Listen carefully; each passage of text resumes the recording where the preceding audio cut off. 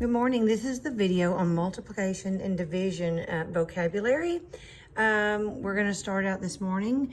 If you have your colored pencils, we're going to bubble each term and discuss it and go over the definition, okay? The first one is multiplication. 8 times 5 is a multiplication problem.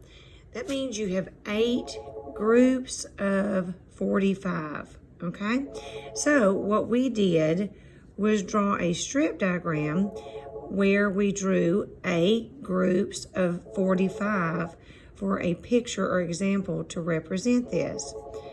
All right, over here the definition says making equal groups to find the total. Remember those words, to find the total. That means your answer is going to go up. Anytime you're looking for the total, your answer goes up. Equal groups is the clue that it's going to be multiplication. All right, in multiplication, you're going to have factors and products. And you notice I highlighted these with 2 different colors. Factors are the numbers in the equation, okay? And just like when you go to Walmart, you get a product that's made at the factory, don't you? So just remember the factors make the product. Now the product is the answer in a multiplication problem. So factors are the numbers being multiplied and the product is the answer to a multiplication problem. All right, the next one is partial products. Now partial products, the root word in partial is part. Product is, of course, the answer. So you get a partial product by breaking a number down into expanded form. As you see, they've done 25 times 3 here. They've broken down 25 into 20 plus 5, and they put it in parentheses. The first thing you're going to do is 3 times 5 and get 15. Then they're going to do 3 times 20 and get 60. Now, a great way to look at 3 times 20 is, remember your zeros rule. You can take 3 times 2, you can take 3 times 2, and that's 6, and stick a 0 back on it, and that's 60. Then you add these back together, and it makes the total of 75. So 25 times 3 is 75. So once again, partial product means that the parts of the product that you found when you multiply by the expanded form of a number.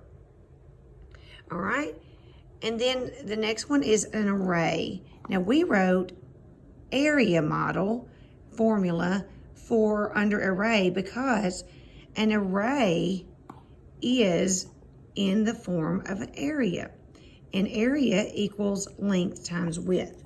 So once again, we have 4 going down this way, and 4 across the top. So that means this equation would be 4 rows of 4 or 4 times 4. Now, the way you find area is length times width. Well, isn't that the same as the array? Absolutely. All right. So once again, array and area model are the same.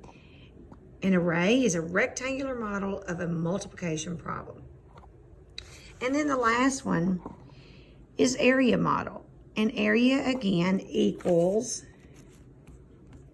length times width, okay?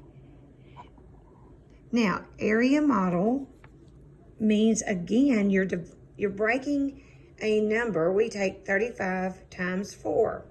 You're breaking 35 into 30 plus 5 and multiplying it by 4. And that is area model. You get each area and then you add them together. So, area model or models multiplication by showing the 2 factors as the length and the width of the rectangle.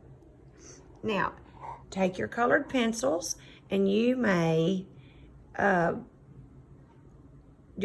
copy yours like mine. If you'll stop the video right now, it'll give you a good idea of what the whole thing looks like as you're color coding your vocabulary page.